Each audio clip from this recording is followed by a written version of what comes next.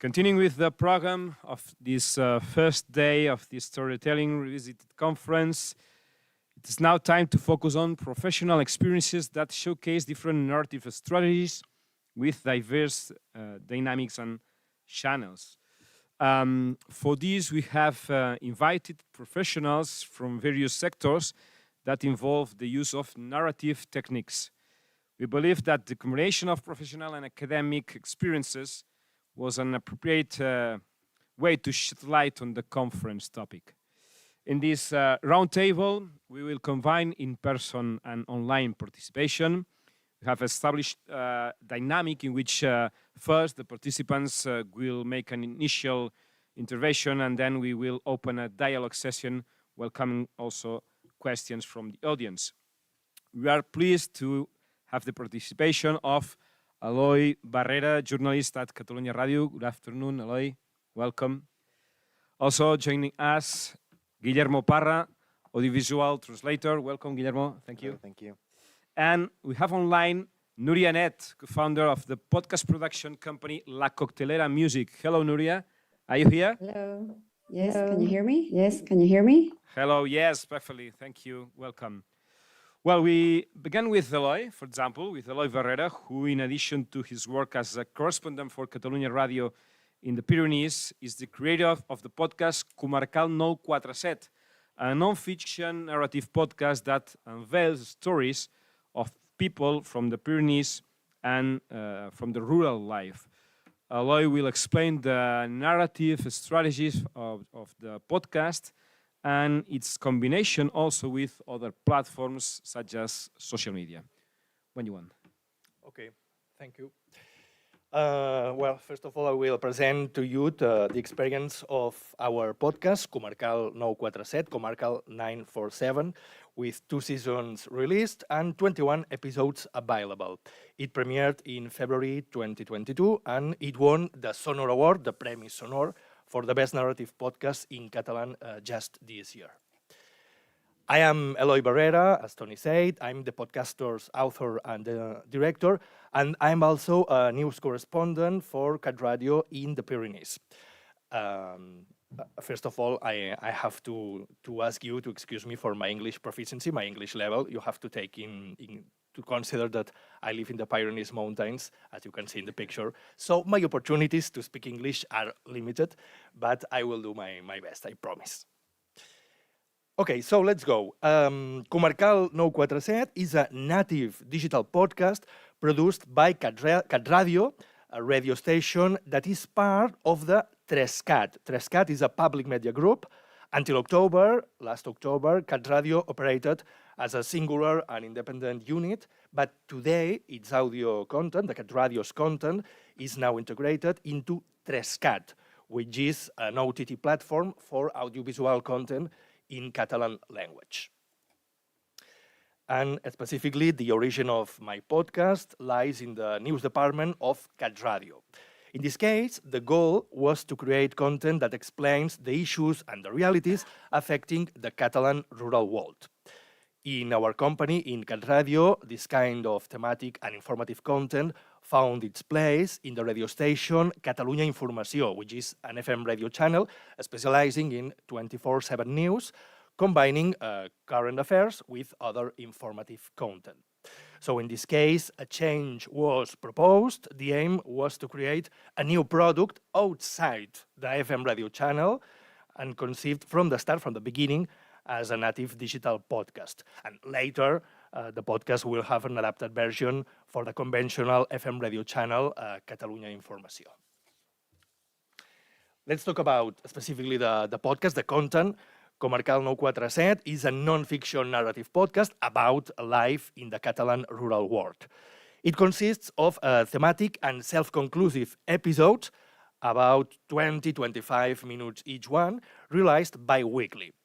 We combine a sociological perspective on daily reality, friendly and pleasant, with more serious current affairs or informative topics. This idea brings us to a format of audio documentary based on personal experiences and first-person testimonies that we encounter on site in their real environment. with a focus, in addition, with a focus on their sound context. We have a presenter, myself in this case, who guides the listener as an off-screen narrator, as an omniscient narrator, but at the same time, the presenter, he physically goes to meet the characters. Usually, the episode's guiding thread is the guest's life trajectory, which we present chronologically, following or trying to follow the narrative arc strategy, exposition, climax, and resolution. Additionally, since each episode presents 2 or 3 different stories, we try to combine different narratives and alternating them, creating moments of pause or parentheses that we later recover along the episode. In the sound representation, we use a hybridization of genres. We have the narrator's role acting as an off-screen narrator, but also the same presenter on site, acting as a reporter, experiencing situations, and interviewing the guest. At the same time, we include small moments of narrative relaxation, as I say. For example, we perform some trivial action or letting sound environments play in the foreground for a few seconds in order to introduce a pause, a breath in the chapter, or to separate different stories in the same episode. Okay, so far I have already told you the basis of the podcast. Now I would like to share with you a small example, 2 or 3 fragments from different episodes, so that you can get the essence of the product. So if you are okay, let's listen a little bit. Bueno, Déu-n'hi-do, fa fred aquí a Banyoles, eh? Bé, doncs ens abrigarem mentre anem cap a l'escola, perquè l'Albert és mestre de música, treballa amb alumnes d'infantil i primària, o sigui que l'anirem a trobar a la feina. Hem quedat allà a la sortida de classes, això sí, perquè no hi hagi tant de rebombori, o sigui que anem cap allà.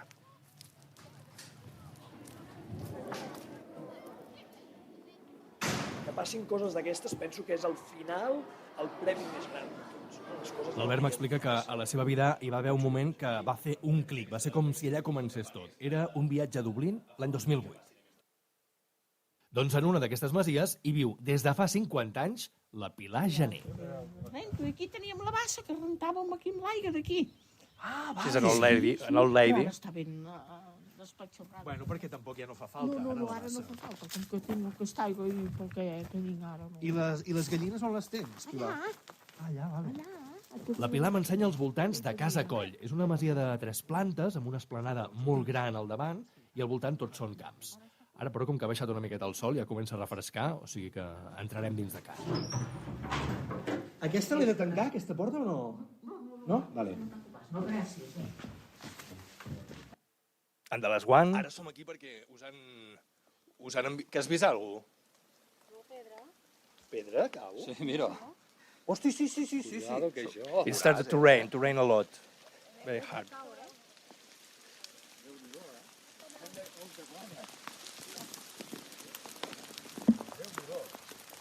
Socorro! El cel es va tapar de sobte i va caure una pedrada molt intensa, però superbreu, no va durar ni 3 minuts. Després, quan va afluixar, vam reprendre el camí buscant els rastres de l'os. Okay, well, so we have the product, we have the crafted podcast, and now we need to promote it to attract listeners who discover it and listen to it. This requires us to open multiple windows to display the content in various formats and languages adapted to each channel. In this case, we have 2 large blocks, 2 windows, as you can see, the traditional radio language and digital formats for web and social media. Let's start with the radio. In this case, we start with an advantage. Unlike independent podcasts, we are fortunate to belong to a group of radio stations that gives us many opportunities, many windows. And for each window, we create a tailor-made content. We take the original podcast material and we adapt it to present in different spaces, as you can see some examples here. The first one, a news desk at Catalunya Informació. In this case, we present each new episode in a section of the Catalunya Informació radio station. It's a segment where the station journalist, we explain in a more informal tone the behind the scenes of the topics we are working on. Another example, reports. In this case, we create a shortened and summarized version of the podcast, focusing on the informative perspective, but retaining or trying to preserve, up to a point, the tone and the narrative ingredients of the original podcast. Or, for example, magazines or entertainment programs. When we have an interesting or relevant episode, we can showcase it in a conventional and relaxed format in a radio program magazine. It's like a short interview where I explained the content of the podcast, and we can hear some fragments, some excerpts, which we discuss with the host. Or even when we have an episode that generates relevant informative content, it becomes a chronicle for the station's news programs. For example, last season we produced an episode about tractor accidents in Catalonia, and we obtained unpublished data, exclusive data, about the mortality of tractor accidents in Catalonia. So this information became a piece of news that generated headlines. Okay, so all these formats force us to shape the narratives, to convert the original podcast material, but as we said before, they are very important for us, they're very important windows that help us to promote and to disseminate our podcast. By the way, all these interventions always includes a CTA, a call to action, to convince listeners to go and to listen to the podcast, to the original podcast. That's what we are interested in. Okay, we have talked about radio stations. Now let's talk about digital contents. For the online world, we also create specific content with adapted narratives. First of all, the text article. Most episodes have a text article for our own website in catradio.cat. It's a written summary with a more informative focus to attract the online news readers. In this case, we present the most informative version, but we encourage the readers to listen to the podcast through links we include in the text. As you can see here, there's the main text and a banner with a link you can click on and go to the original podcast. And another ingredient, very important for me, is the cover photo. The cover of each chapter is crucial because it can also be the entry point for listeners who don't know us. In podcasts, as you may know, many people discover us while browsing podcast platforms or applications or websites, for example. That's why the cover image must summarize the essence of the episode. It must be clear, in addition, because it's usually a thumbnail, a very little picture, and that's important, and that's also a narrative, under my point of view. Finally, we have social media posts, which also require content adapted to its language, not just sound content, but also visual material. Here, we basically produce microtext with pictures for Facebook or Twitter publications, and an interesting tool for podcasters, which is the Headliner. The Headliner is an application which allows us to extract a piece of audio from the podcast and include an image or a graphic design, so it becomes a piece of video that we can share, we can spare on social networks. It's very interesting for podcasters, the Headliner. Short videos are also very important. They can either present the generic topic of the episode or refer to specific stories in the chapter. So we have two more types of narratives. Videos with a presenter explaining generic content, and other videos where the podcast protagonists explain their testimonies. Or an even shorter version, which is the Instagram story, with a simple headline and the call to action, again, a call to action, a link to the episode.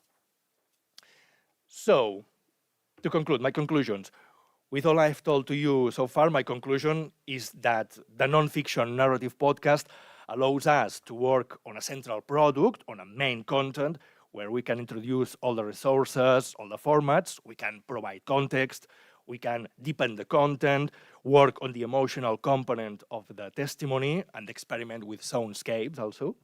In short, podcast is an open space for narrative creativity. But in contrast to this, on the other hand, we are compelled to create other narrative spaces where we shape this material and adapt it to the windows we talked about. For radio, we return to the structure of the informative report or the standard chronicle, no? Reverting to a neutral and aseptic informative perspective. In this case, the narrative arc disappears, the emotional component disappears, the soundscapes also disappear. And finally, another level of digital narrative adaptation with these hyper-fast consumption audiovisual formats that force us to summarize, be simple and effective. In conclusion, we are forced to forget the exclusivity of the narrative audio stories to go into the world of advertising, of marketing, or the TikTok. No, many people talk about the TikTokization era that is becoming more and more important every day. Okay, so that's all for me. Thank you very much. Thank you so much, Eloy. We will continue talking about that later. Okay, now it's time to Nuria Net. Nuria is a journalist and podcast producer at La Coctelera Music. She has been involved in the launch of many projects, including the production of Punk in Translation, a podcast that explores the role of Latin people in the early years of punk music and culture. The uniqueness lies in it being a bilingual production because it is a podcast both in Spanish and English. And Nuria will explain the keys of this kind of complex production, I guess. Nuria, when you want, thank you for being here. Thank you, everyone. Thank you, everyone. It's a pleasure to be here. I hear a bit of my echo. Can you hear me well? Can you hear me well? Okay, I think now it's good. So thank you for the introduction. I am one of the co-founders of La Coctelera Music. We're a bilingual podcast studio specializing in bilingual productions. I used to live in the United States for many years before coming to Spain. So I've always worked in media as a journalist, covering Latino, Latin American issues in the United States in both English and Spanish. So I'm continuing that work. As a journalist in podcasting, it's a very exciting medium, as Eloy mentioned as well, because you get to do long form, obviously playing with the audio, just so many possibilities. I'm going to share my screen. I wanted to talk today about the podcast we released last year called Corina and the King. Corina y el Rey. It was also a bilingual production. It's an independent podcast that we did with Project Brazen, a studio out of the UK. They reached out to us at La Coctelera because they had gotten the exclusive of Corina, Susan Wittgenstein, who used to be the lover of the former King of Spain, Juan Carlos. So she agreed to sit down in an interview for a long interview, something she hadn't really done with Spanish media. So Project Brazen reached out to us to conduct more interviews in Spain in Spanish because they didn't speak Spanish, and also to help them turn the podcast series, which is 8 episodes long, into Spanish. So we decided to co-produce with them. We started from the very beginning. Producing the podcast in both English and Spanish. It had its own particularities and challenges that I'll go into.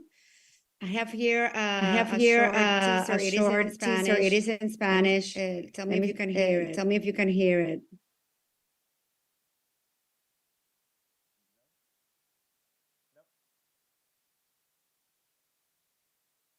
Listen to it. Maybe you have to share also the sound of your computer. Okay.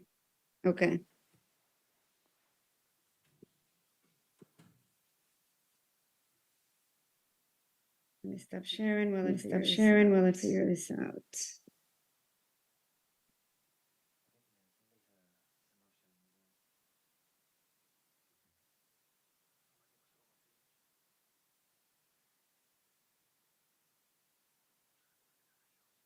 Share screen. When you select to share the screen, I think that there's an option to choose also to share Share sound. You're right. Share sound. You're right. You're right. I see it here. Okay, apologies. Oh, it's coming from my password.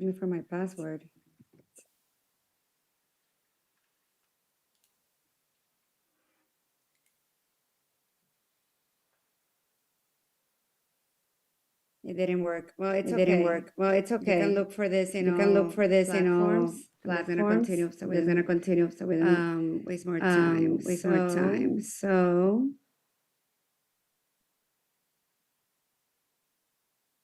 I'm gonna share just the images. And I'll just explain.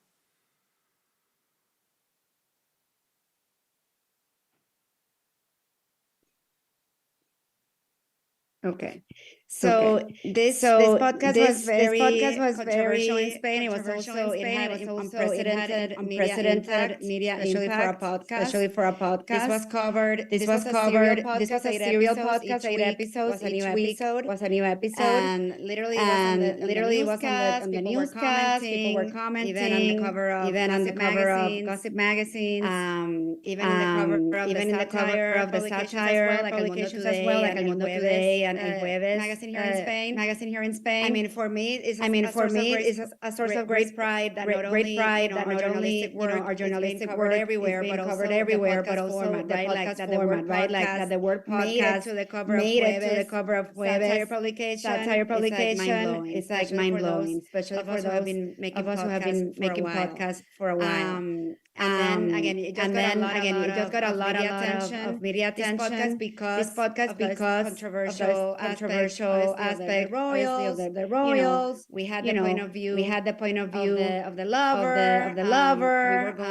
We were going against all conventions in journalism for many people. But we did it very intentionally. We did want to tell this story, which is very complicated. It has a lot of nuances, even for people in Spain. It's very complicated to understand. It has a lot of historical, political implications. So imagine telling that also for a wider audience in English who doesn't have the context, or even in Spanish for an audience outside of Spain. And why is this story important? Why do we want to tell it? Because it has implications.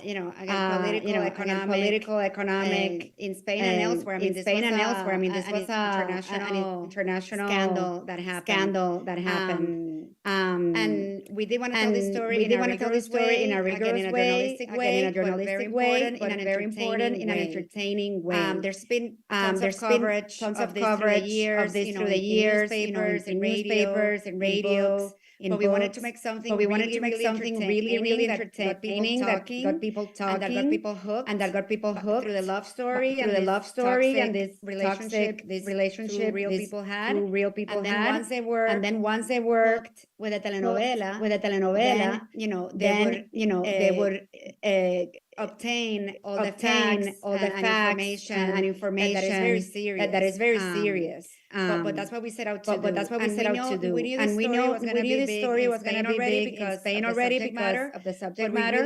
But we really wanted to get to an international Spanish-speaking audience in Latin America and in the US, and again also in English. So I'm going to tell you a little bit of how we did this. Part of our scripts. You can see everything is scripted.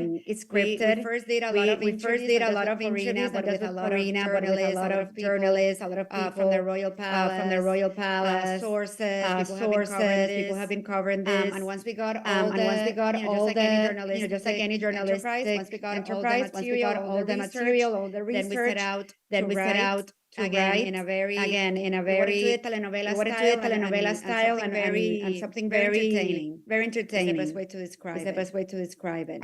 So it is a documentary audio series as a fairy tale gone wrong. So from the choice of you can see the cover image, very dramatic. It was very dramatic, very mysterious as well. Some people might think this is like all made up and it's just like a fiction show. But we have real testimonies. Everything we say is real. Just the tone that it was narrated in. it gives you a lot to think about. It gives you a lot to think about. And I had here, well, this is some of the international As team. I said, it was a As I said, it was a co-production between us, La Coctelera Music, also Project PRX, Raisin, also PRX, United States, United States with the distribution. And we set out, we accepted this challenge, we right? accepted How can this we challenge, do right? a How can we do a bilingual production in two languages for a wide audience? And also from the point of view of this woman, right? Corina, Corina, who everyone in had Spain at least they had seen in newspaper, they had seen their photos, but they hadn't really listened to her version. This is the first time Again that she sat down to tell her story. And we had a lot of access. We had a lot of she gave us a lot of access. material. She gave us a lot of material. This is, for example, a letter that Juan Carlos gave to her. It says for my angel. It says for my angel. And that ring is the ring de compromiso. The ring de compromiso. Because he proposed matrimony to her. He's still married. So again, just so many things that access that she gave us to. But also, she told us her version of the story. Doesn't mean necessarily it's all true. And we didn't want to paint it that way. I have here a video of the executive producer Bradley talking Hope, about this. talking about you this. cannot hear the audio. You cannot hear the audio. But basically, he explains how we gave Corina the opportunity to explain her version of the facts, but we also interview other people to counteract what she's saying, or even the narrator herself questions what Corina is saying. The facts that we explain also make you question what Corina just said. Just because we give Corina the space, we're taking everything she's saying as truth. Just gonna skip this.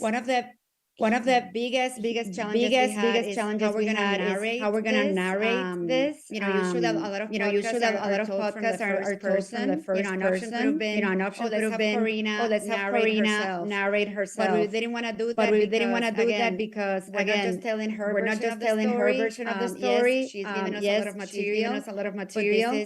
But this is more from an outsider's point of view. And we did know that we wanted to get to a large audience as much as possible. We knew in Spain people were already going to be intrigued by the story. They know the characters. They know the story. So that's why we chose two Latina actresses to be the narrators. Michelle Prada, who's an actress who's in Fear the Walking Dead, is a narrator in English, and Laura Gomez, who you might recognize her from Orange is the New Black, telling narrating the version in Spanish. We thought it was also symbolic that Latina women were telling the story about the U.S. royalty. It just has a lot of symbolism there. And because of the telenovela feel, we also wanted a Latina voice. This choice was very criticized.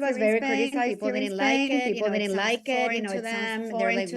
They're like, why is a Latina telling us this story? And we understand it might be shocking for local listeners. But again, we thought it was important to give it, and especially to a wider audience outside Spain to do this, to take this creative decision. Here we have the main scriptwriter of the show, Farah Falima, also telling us her point of view as an outsider, not being from Spain, how that helps give it a point of view that's different. Again, in Spain, this story has been covered by the left, by the right. It's very politicized. But telling it from a foreign point of view makes all the characters that appear and all the testimonies. We kind of give it like a skepticism to all of them, right? Like we might not really believe Corina. We're not sure who's telling the truth. It's also part of the narrative because there's a lot of lies involved, a lot of he said, she said. So that's all taken into account in how the podcast was written. And again, it's a narrative nonfiction audio documentary. This clip that I was gonna play how we had another challenge in terms of language. So we had Corina, our main just speaking in source, English. just speaking in English. So she gave us over 20 So she gave us over 20 interviews, hours of interviews, but only in English. Yet we had Most of the other sources speaking only Spanish because they were in So Spain. how do we do? So how do we How do? do we play with How this? do we play with audios this, in with these both audios versions? in both versions? So we did decide So we to did dub, decide to Corina, dub Corina with a Spanish voiceover actress for the Spanish version. But we did choose to But we leave did choose the to original leave Corina the in original English Corina to in hear some of her English to hear some of her because we thought it was testimony because we thought it was important important to remind the listener to remind the listener this is a real woman who's telling us this as an exclusive, especially she says like such bombastic facts, right? Like facts, right? I would see that I would see that I would see the she king told us, I coming would see the to king the coming palace to the with bags palace full of money. with bags So full we of want to money. hear from the So we want to source, hear from from the the first source, person. from the first So person. we used the So we original used Corina, the original Corina voice as an voice audio as an element, audio and element, we weave in and we and out weave with in the and dubbing, out with the so dubbing. the listener can So get the listener the can feel get of the the original feel of the original source, in this case source, Corina, in this case while Corina, also understanding what she's saying what she's saying with the dubbing. with the dubbing. Here we have Bradley again explaining how this is a journalistic work, even though we're taking stylistic choices, maybe from fiction or from other narrative styles. but there's a lot of fact checking. But there's a lot of fact checking and research that went into this. And then obviously, in a design, podcast, sound design, original music, very important to to give it a feel. to give it a feel. And then after the podcast was published, was and published, this is something and this is something spoke about Eloy as just well. spoke about as well. It's all the marketing, all the communications communications you you need to listen to get people to listen to you. So in this case, we So were in this case, we were lucky to be able to be lucky very to be able to be very creative. The marketing campaign that we launched was actually a website called Royal Hunt. It was like a fake e-commerce website that was inspired by Corina and the King. So you would see, as if you could buy as if you could these buy pieces of clothing, these pieces of clothing inspired by what inspired by Corina tells in the what show. Corina tells in the show. But obviously it's all fake. Obviously so it's once all you would fake. click So once you would click on each item of clothing, you could item hear of clothing, you could one hear of the episodes. one of the episodes. There was also real merch. There was also that real was merch created. that was created for the launch event for the launch of the podcast, event which of took the place in podcast, London. which took place in London. Guests were given. Guests were given. And if you can see this perfume. this perfume. Called the Hunt. Called the Hunt. It was actually produced. It was given out. It was given out. It wasn't sold, but it was given for free. The hunting is a big metaphor in this show. They met. Corina and the King met at a hunting estate, and then they were each hunting each other. Metaphorically, they were also hunting in Africa. They're hunting elephants when their affair was discovered. Among other things. So we played with that, and then we sold on their website. Merch Yes, of Corina. Yes, you can buy. Still buy. To this day, you can still Socks buy with the face of socks Corina. with the face of Corina. You can buy sweatshirts. So very 360. So very 360, very creative. A different way to tell stories in a journalistic way, and for a wide audience. Thank you so much. Thank you so much.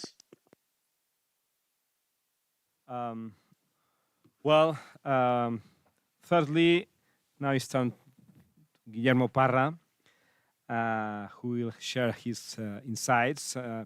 Guillermo is an expert in audiovisual translation, both as a researcher and translator, and he has been nominated several times for the Atria Awards given by the Audiovisual Translation and Adaptation Association. He also hosts a podcast on translation, and Guillermo will discuss the different translated versions of an audiovisual production, as well as the specifics of interactive narrative in you have been involved working. Thank you. Thank you for the presentation. I'd like to say just before starting that I'm really impressed at this podcast. Like really, it makes me feel like an amateur. In a way, I'm a professional translator, but I'm an amateur podcaster. So I'm looking forward to listening to both podcasts. And today, what I brought were I wasn't sure who would be in the audience, so I decided to to bring a collection of ideas related to the topic of translation, and I work mostly for doing subtitles for platforms like Netflix, like Amazon Prime. I also work for film festivals, small distributors, but I wanted to bring some of the ideas, of the experiences, the things I've encountered while working in this field, just so that perhaps it inspired some of you who I assume will know more about storytelling than me. I'm not a writer. My podcast is not narrative. It's just interviews. There's no. It's unscripted. There's no narrative or fictional element there. But I work translating narrative fiction. Well, I work translating movies, TV series. So hopefully this will give you a different perspective. I'd like to share. Okay, so let's start with this. Let's imagine you want to watch a TV show or the latest film that was released on Netflix, and that's what you see as an audience. So you open the menu and you see so many options. It's amazing. Actually, I would say that Netflix is releasing their content in more and more versions since they released in Spain. For example, here we have, if you look at the left column, we have the audio, so you can choose Spanish, that's Spanish dubbing. And you can also choose Spanish audio description. So you can choose between two different tracks for the audio, but even for the subtitles, you have different choices. You have, apart from all the languages, of course, but I'm focusing on Spanish here. As a Spanish viewer, what would I choose? So I would have Spanish SD. I'm not really sure what that means. And then I have Spanish. So as a viewer, I guess you see this and you're kind of overwhelmed. If you choose the wrong track, the experience is going to change completely. So it's going to be very, very different. So if you select audio description, like it won't take a minute for you to realize that something's not how it's supposed to be unless you're used to listening to audio description. But in the case of the subtitles, this is very specific from Netflix, because they started doing this a year and a half ago, I would say. So many people were complaining that the dubbing and the subtitles didn't match. And of course they didn't match. Why? Why is it?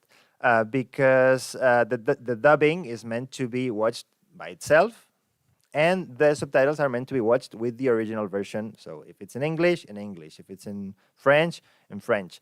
But when you combine both things, the problem is that you have two different translations done by different translators on different companies. There was no communication between them. So in a way, it's the same story, but told very differently. And there are different limitations as well, depending on the space that you have as a subtitler, or that if you need to match the lips of the characters, if in the case of dubbing.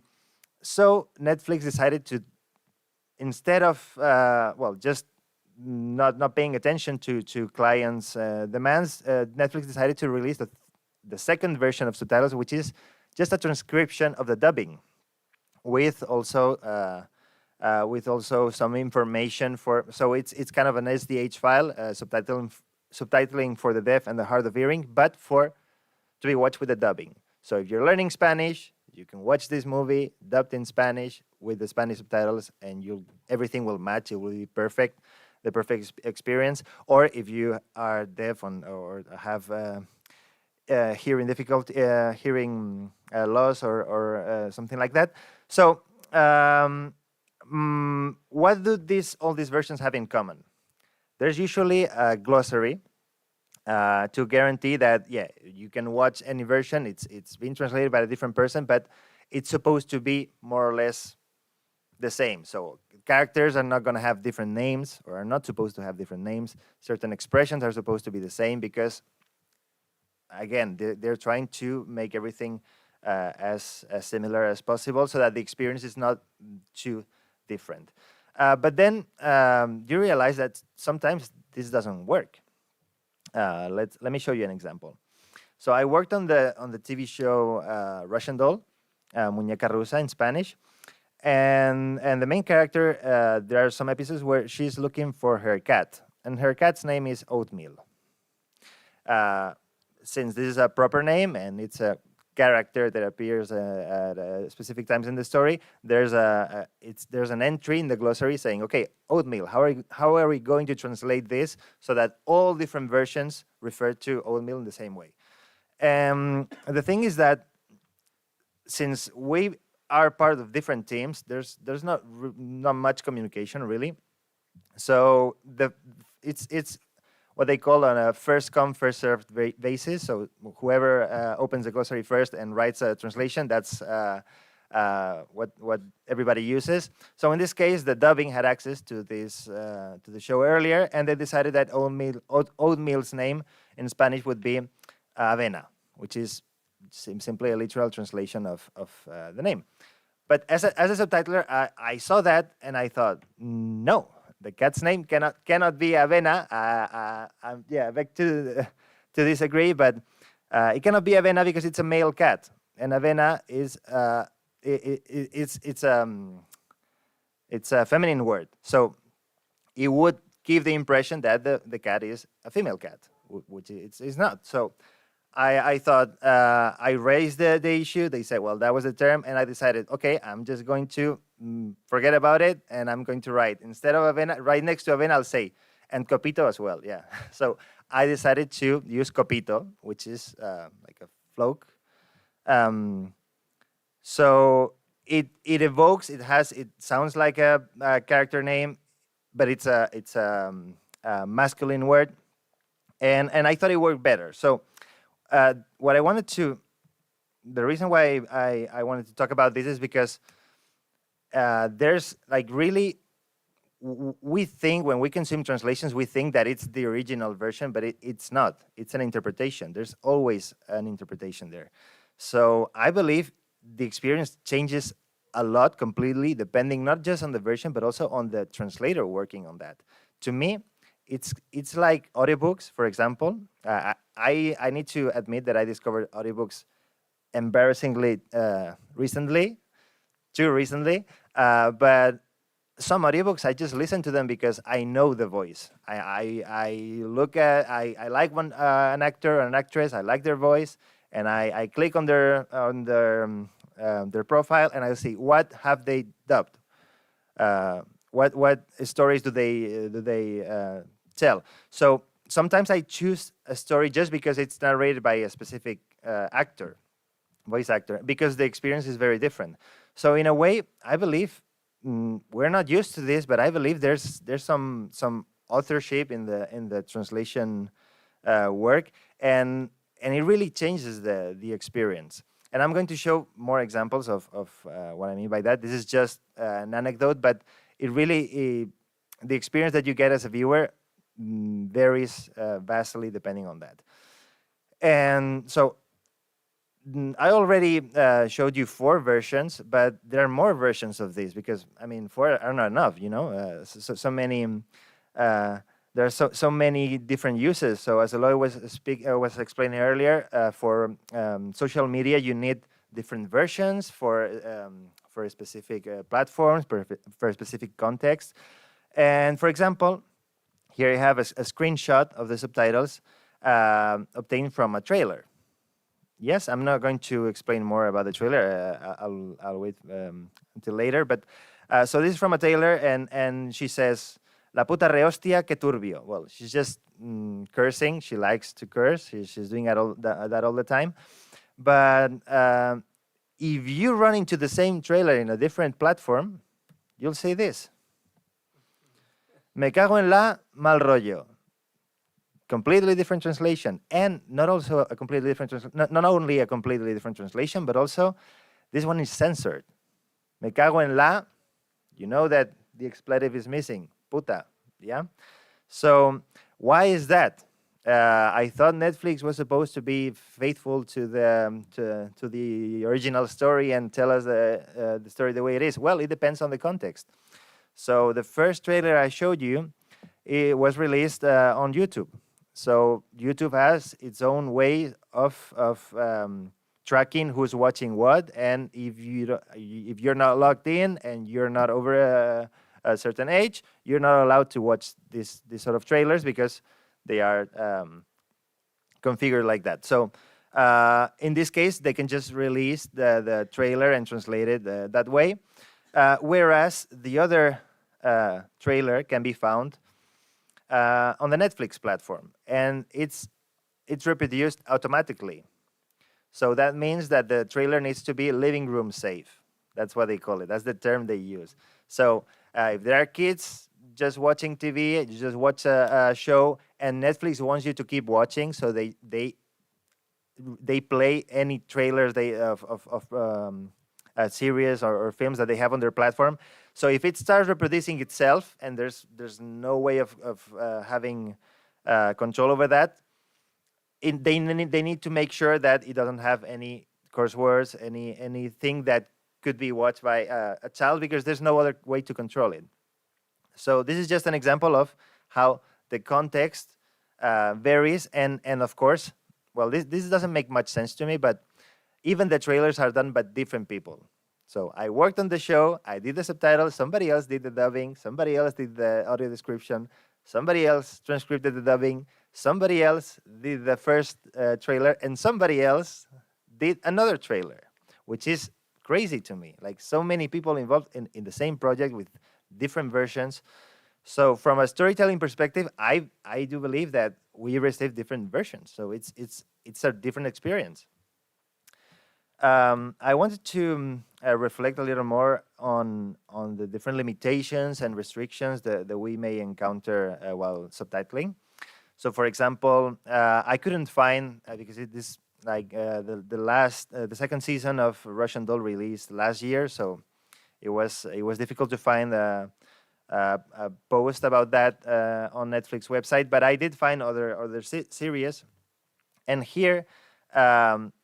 It's funny because the video is not horizontal like their main content. It's vertical. So that means that it needs to adjust to a specific format. If it doesn't, well, this happens. A subtitle is supposed to have 2 lines, at least professional subtitles. In this case, well, the subtitles just didn't have enough room because the video is vertical. So that's something that you also need to take into account, that will also shape the translation in a way. And apart from all this, while working on the products, you may have a lot of limitations. Like I'm showing here, this is from the Lord of the Rings series. I did the Catalan subtitles, and I think this is the first episode. So I started working on the show, and I basically couldn't see anything. So how are you supposed to convey the story if you're not sure what's going on? They give you scripts, they give you a lot of materials, and here you can see in these circles, you can see the characters' faces, and that's meant for the dubbing. So if you need to dub and you need to make sure that there's lip sync, of course you need the image, but they didn't do anything for the subtitles. You're supposed to work with the same, but you don't know what they're holding in their hands. You don't know what they're talking about. You kind of guess, but it's guessing. And they realized that this was perhaps too strict, so they just decided to blur it. Instead of using just a black background, it's a blur, so at least it's easier to guess what's going on. But again, how are you supposed to, as translators, I mean, we could consider us script writers in a way, script writers of the translated version. So we have to tell a story, but we're not even sure what's going on sometimes. So you may remember the obvious mistake from the I'm trying to remember now the name, Game of Thrones, when they said "Sicancillos." Yeah, does that ring a bell? Sicancillos. Well, it's just someone looking at the sky, and he says "Sicancillos" as if that were some kind of animal from the show. It wasn't an animal. It was "She can see us," but somebody else, somebody messed the translation. It wasn't the translator, by the way. But it's just because you don't have access to all this information that you need to translate. Or for example, here I have, this is a romantic movie where they're painting each other's faces, and they're saying, "Oh wow, green looks great on you," but this is how I see it. I don't see green. I don't see any meaningful colors. I don't know what's going on. So even here, I can see the image, but is that green? I'm not sure. Or she says, "You're not butting purple." Is that purple? What type of purple is that? Because in Spanish we have morado, we have lila, we have different degrees. I have to guess. I have no clue. And then it's released, and you either get it right or you get it wrong. And well, if it's very, very well known, you get criticized for it. Otherwise, it's just, well, it goes unnoticed. Or if someone wonders why this happened, it's because you didn't work in the best conditions. So here we can see the kind of purple she means. So I think I got it right in this case. Or for example, this kid said that they were meeting and that they were going to recognize each other by wearing a green hat. And he says, "I thought we said green hat." And it's like, wait a moment. Is he wearing a green hat or not? Does he mean that he's wearing a cap and should be wearing a hat, or what's going on here? So depending on that interpretation, the translation will be very different, and you have to interpret, because as a translator, there's no way around it.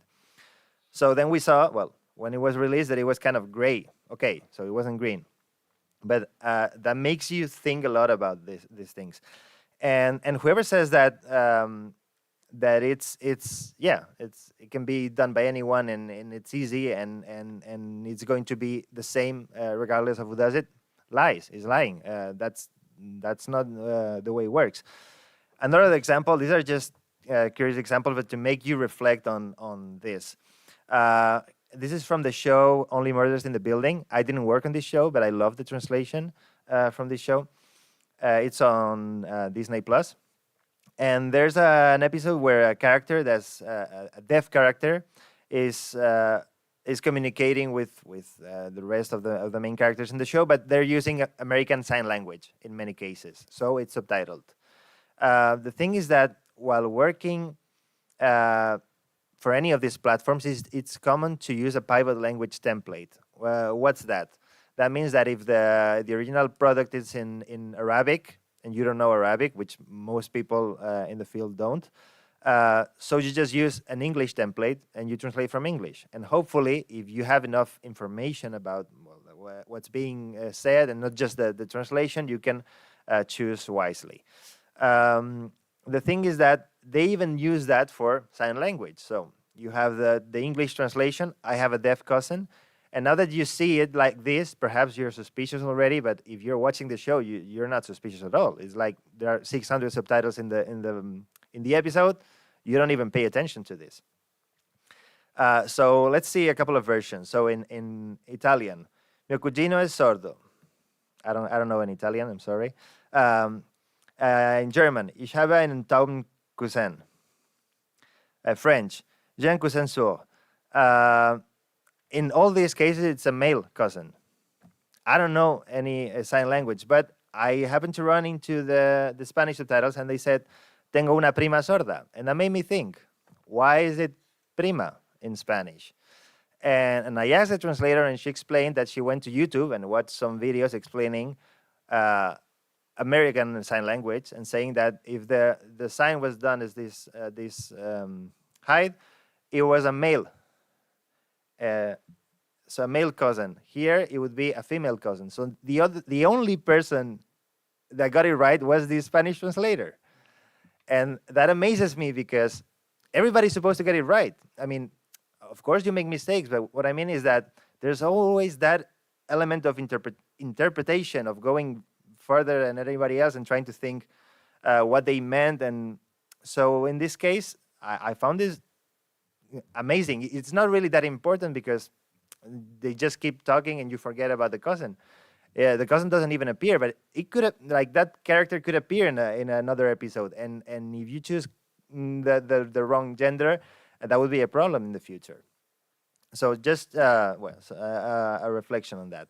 And I'll just finish pretty quickly with a couple of funny examples. I worked on one of those, and I found it very interesting, especially from a storytelling perspective, because I'm used to linear narration. So as I was saying, so you have the different the typical structure of the story, but Netflix, for example, on their platform has interactive stories or trivia.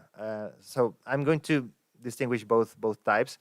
So in this case, I worked on this project that's called Cat Burglar, and it's a 12-minute short film where you're a cat and you're trying to steal an art piece from a museum. And at certain moments in the film, you're asked something and you have to get it right, and if you succeed, you continue the story and you manage to steal the art piece. If you get it wrong, you die.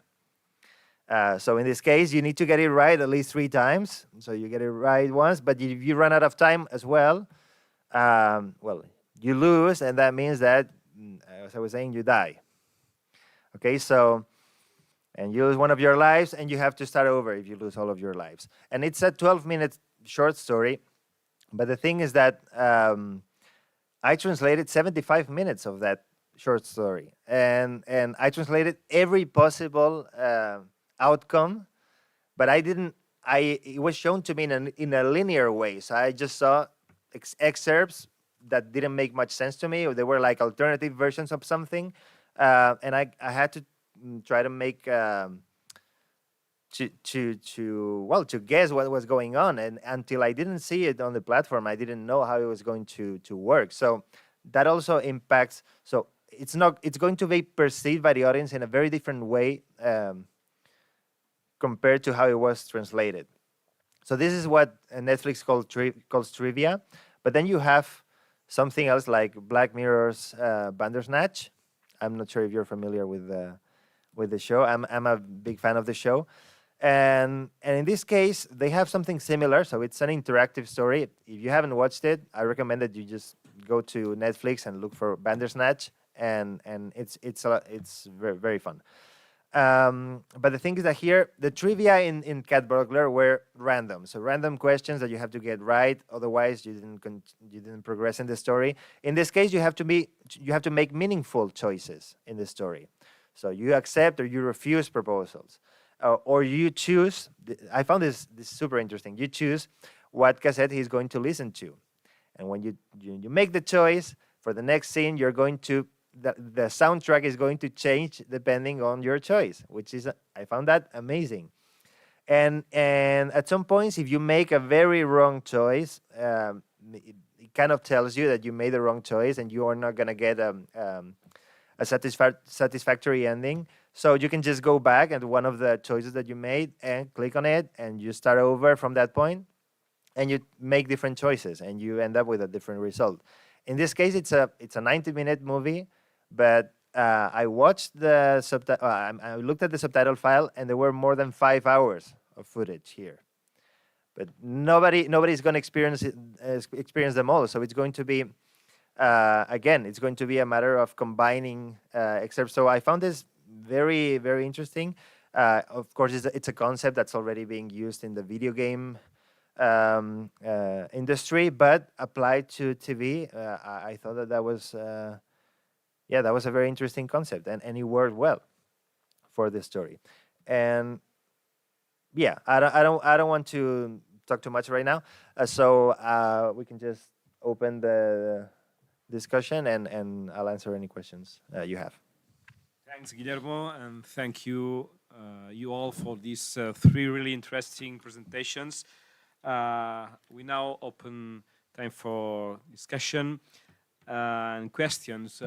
Let me start with one. I think that although there are some difference between your several projects and activities, this is obvious, I think that there's a common point that is the need to fit the production within a specific cultural framework. Do you agree with this? And if yes, how this influence your work? depending on the I have like audience, the consumer. I have a very obvious example. This happened to me this month, actually. So it's kind of perfect for the context. So I worked on a TV series from Saudi Arabia, and it criticized the culture. It criticized how conservative it was, how it treated, how the country treated women, and it was polemic in a way. It was controversial, and they released the trailer after I finished working on the show, and it had backlash. So it wasn't well received by the audience because they said they were criticizing tradition, that they were doing certain things. So they sent all the episodes back to me and said, okay, we've removed all these interventions, like they didn't remove 10 minutes per episode, but they did remove 1 minute or a specific sentence. Or we think this reference to the royal family is going to be controversial because we saw that the audience is already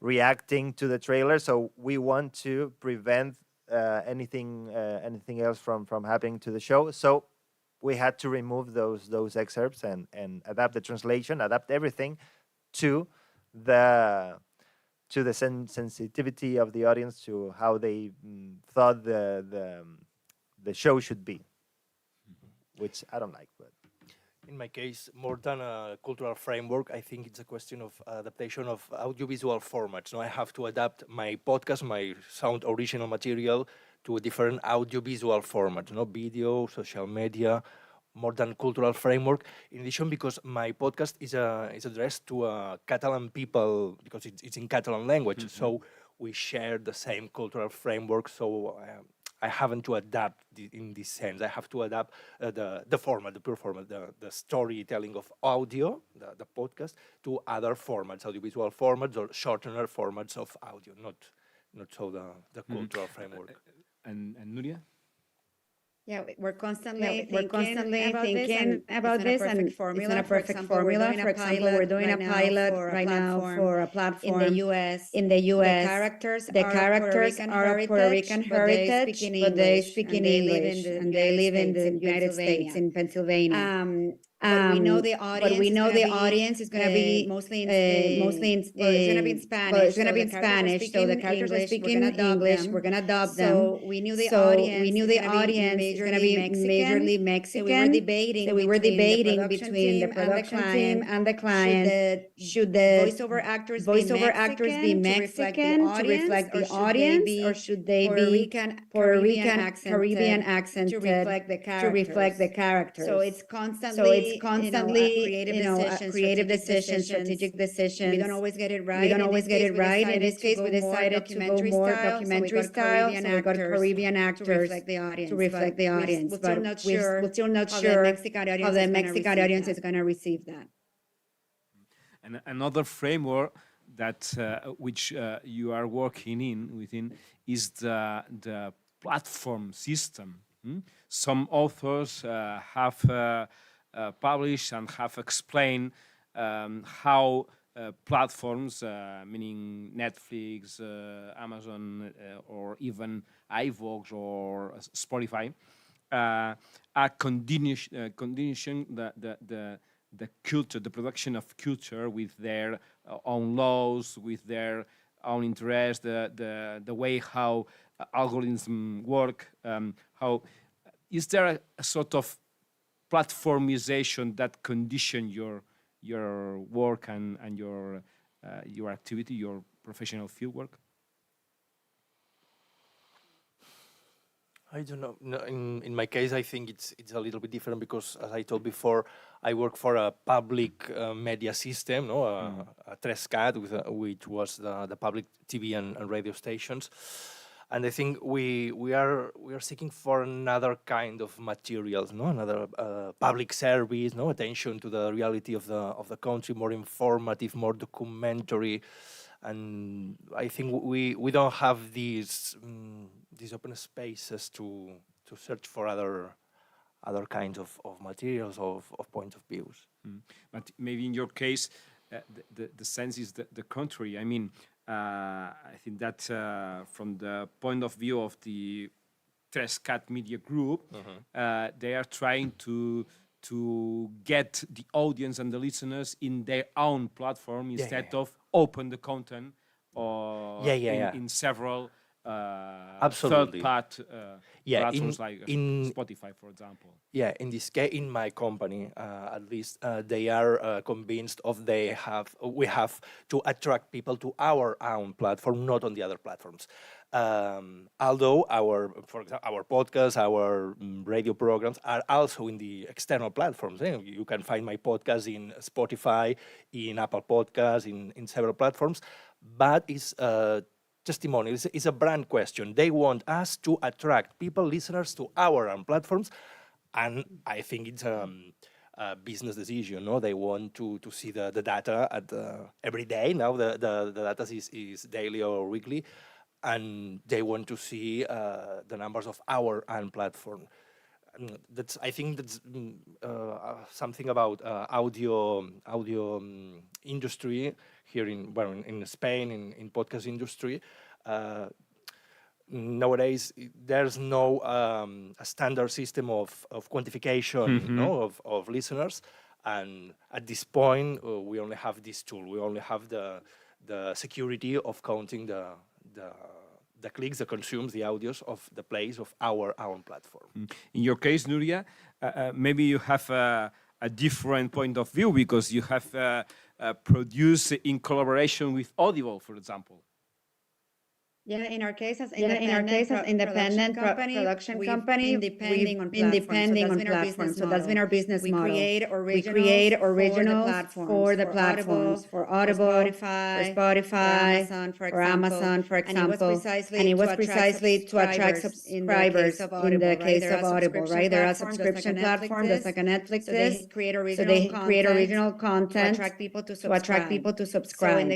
So in the case of Pumpkin Translation, which is the other documentary we did, also English and Spanish, about punk musicians. It's an Audible original. You can only listen to it on Audible. And they were our final client. They also own, in this case, they own the IP, they own the intellectual property. We were just a production house that created it for them. And they had the last word also creatively, certain choices. Maybe I wouldn't have done as a storyteller, but we had to follow the client's demands in this case. But this is changing very quickly. Spotify is no longer buying original content. Now their strategy has shifted. They have told us they want to be more like a YouTube, like a repository of audio more than a Netflix, like a creator of audio. Spotify, for example, they're only buying stuff that's talk shows, right, with celebrities. So it's very easy, low cost, and mass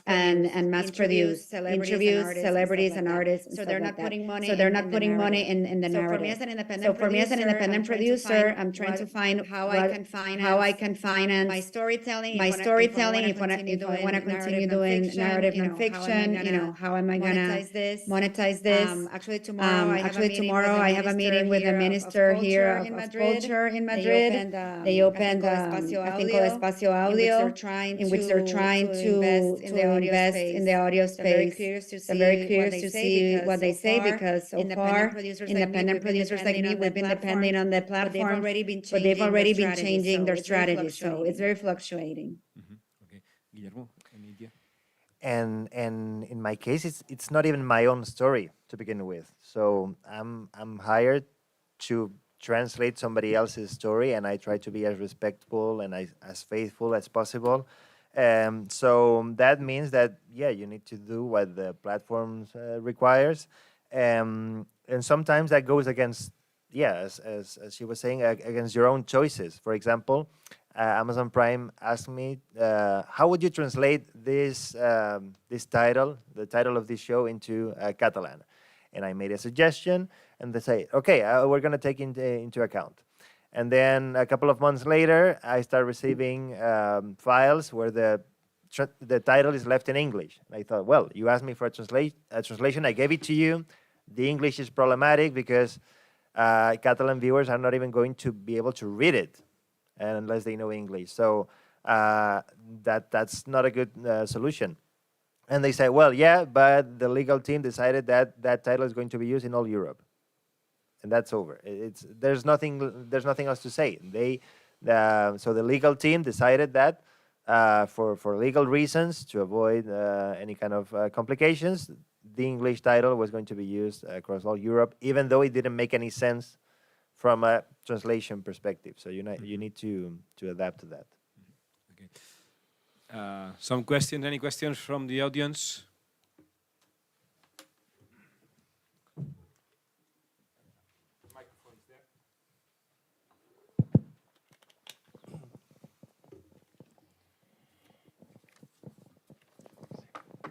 Well, thanks for this roundtable.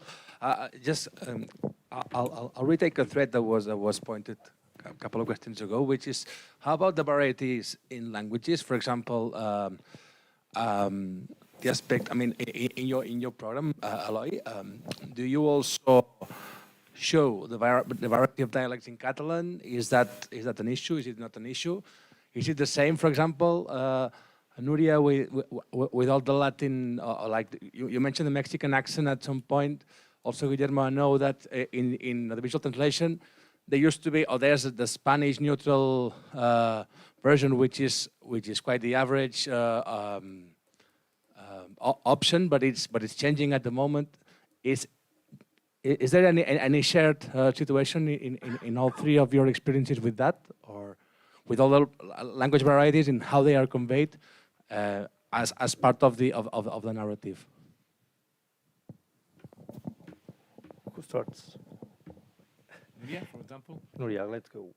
Yeah, I mean, I'm not. I'm not in favor of the neutral accent. Like no one talks like that. It's like one size fits all. I would rather go for authenticity. If the story's in Argentina, let's hear Argentine accents. I might not understand every single word if I'm not Argentine, but it gives me authenticity through the context. I can figure it out, and it's just a better. As a storyteller. Just go for that. Again, that example I gave about the Caribbean versus Mexican. Usually in the United States, because most Latinos, people of Latino descent are Mexican. Everyone who makes content in Spanish just wants to use the Mexican accent because it's a majority. And it makes sense for some things. But if you're talking about a specific group of people that are not Mexican, I just think again as a journalist and storyteller, I would rather stick to authenticity. But it is a big issue. I do think that the neutral accent is going away. I don't know. How do you feel, Guillermo? I was thinking that in the case of translation, at least I translated into the Castilian Spanish, so specific for Spain. I would say that's not that much of a problem for us. I know it is. It definitely is for anybody translating for Latin America. They're very, very limited because any word you can think of, like if it's something you use every day, there's going to be different versions of it for every country and within the same country. So that's really problematic for them, not for me. So I have that advantage when translating into Spanish, into Castilian Spanish. But funnily enough, when translating into Catalan, that is problematic. Even though there are many, it's a smaller language with fewer speakers. The problem is that here in Spain we have RAE, so we have the academy, and the language has been very standardized, and it's been so. There are, of course, there are regional variations. So there's something that people in Madrid would say, but somebody in other parts of the country wouldn't say. But we kind of share most of our daily language, I would say. But in the case of Catalan, until very recently, we were using a grammar from 100 years ago. And we were relying on certain documents like the dictionary, the grammar. So that were made very long time ago, and there's a lot of discrepancy, and even when the latest grammar was released in 2016, I think, many people haven't started to use it yet. So we found ourselves translating in a way that nobody speaks, not just because we may not even be familiar with that, but also there are so many different versions of the same things, even from one town to the next town. It changes, and there's a lot of variation, and there's also political implications as well involved. So, yeah, Catalan is much more complicated from a translation perspective than Spanish from Spain. Yeah. In my case, I think it's precisely it's a goal to reflect the plurality of accents in Catalonia, no? Because we try to be we try to show the variety of the rural lifestyle in Catalonia, and it means that we have to reflect, we have to show the plurality of the accents, the different kinds of talks in all the country, in all the territory. So I think in our case it enriches the final product. It's not a problem. It's not a trouble. On the contrary, it benefits our goal. Yeah.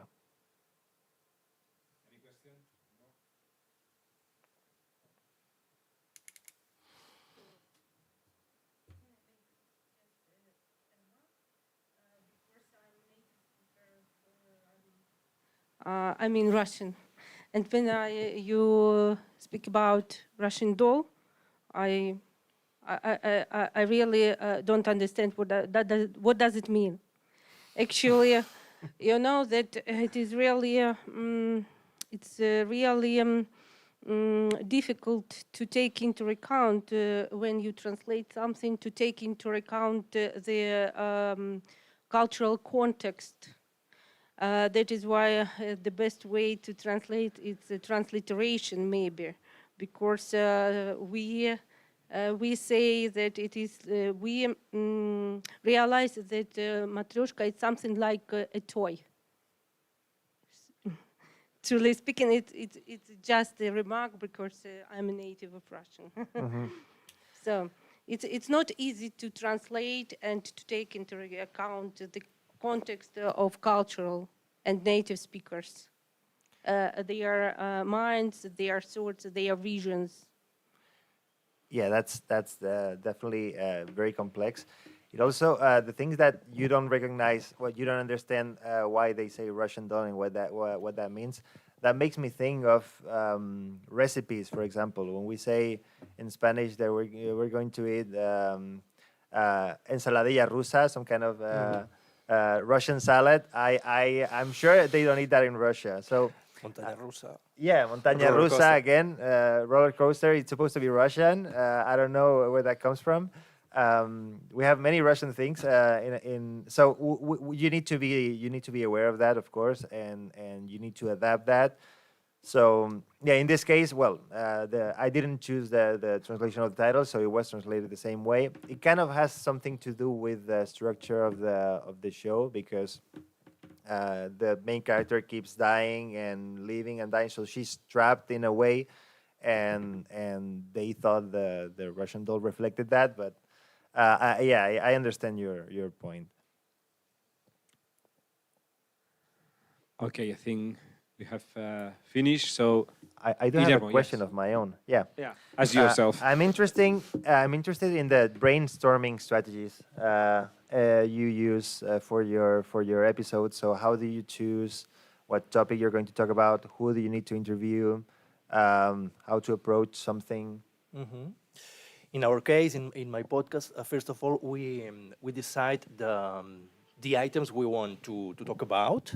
Okay, so we make a list of possible items with my team, and then once we have decided the items, the topics, then we search for the people, the characters that can help us to explain these topics. So there's two levels of decision. First of all, we decide what we want to talk about. We want to talk about the tractor accident, for example, or the sexuality in the rural world of Catalonia, no? Some episodes.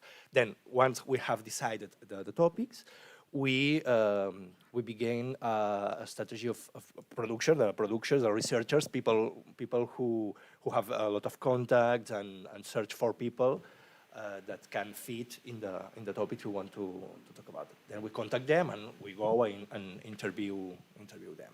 Yeah.